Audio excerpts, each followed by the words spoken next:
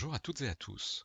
Une de mes étudiantes a dans son job un logiciel dans lequel elle doit taper des commandes et les commandes doivent être livrées le lendemain. Malheureusement, il n'y a pas de bouton pour écrire la date du lendemain. À chaque fois, ça lui propose des dates qu'elle a déjà saisies, mais ça ne lui sert à rien puisque ce sont des dates passées.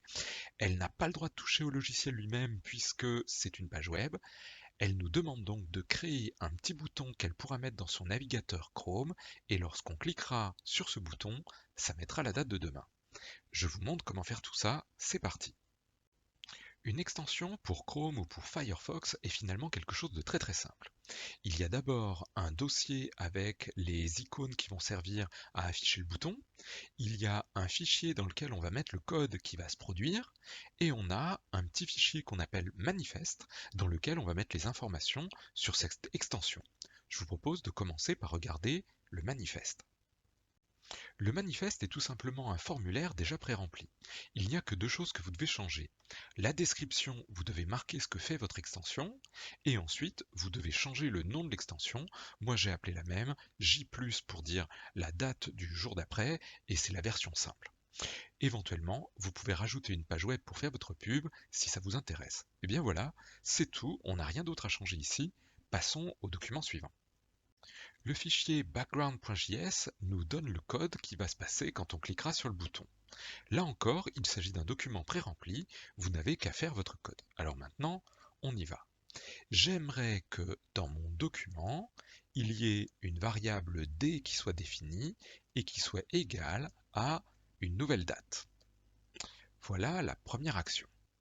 J'aimerais maintenant qu'on change quelque chose. Quand on crée une variable date, cette variable prend la valeur d'aujourd'hui. Mais moi, ce qui m'intéresserait, c'est demain. Je voudrais donc que D, on lui donne la date qui correspond à la date qu'a actuellement D, mais on va lui ajouter quelque chose, plus 1, pour faire le lendemain. Maintenant qu'on a défini D, il faut dire où l'écrire.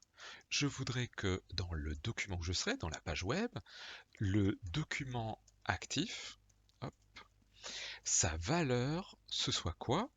Ce soit D par exemple. Nous allons voir que cela ne va pas exactement marcher, je vous montre pourquoi. Voici un exemple sur le site codepen.io. J'ai un bouton, quand je clique dessus, ça me marque la date du lendemain, mais dans un format qui n'est absolument pas celui qui m'intéresse.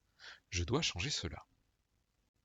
Si je me rends sur un site de référence en JavaScript, par exemple ici W3Schools pour le dire à la française, vous découvrirez que l'objet date dispose de plein de propriétés et d'actions. Il y en a une qui m'intéresse particulièrement, c'est toLocalDateString qui transforme la date dans un format que l'on souhaite.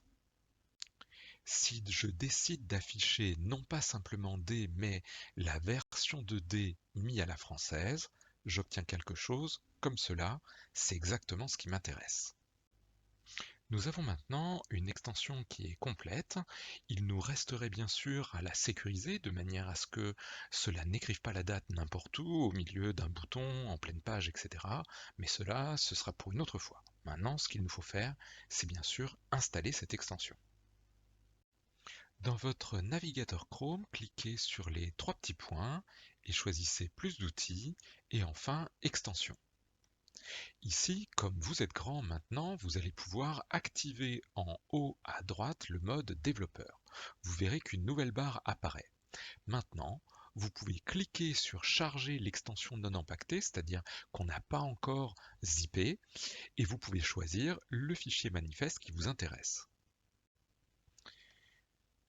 Ici, vous choisissez tout simplement le dossier qui vous intéresse, dans lequel vous avez fait votre extension, et vous voyez que le titre apparaît, la description également. Maintenant, vous n'avez plus qu'à la tester.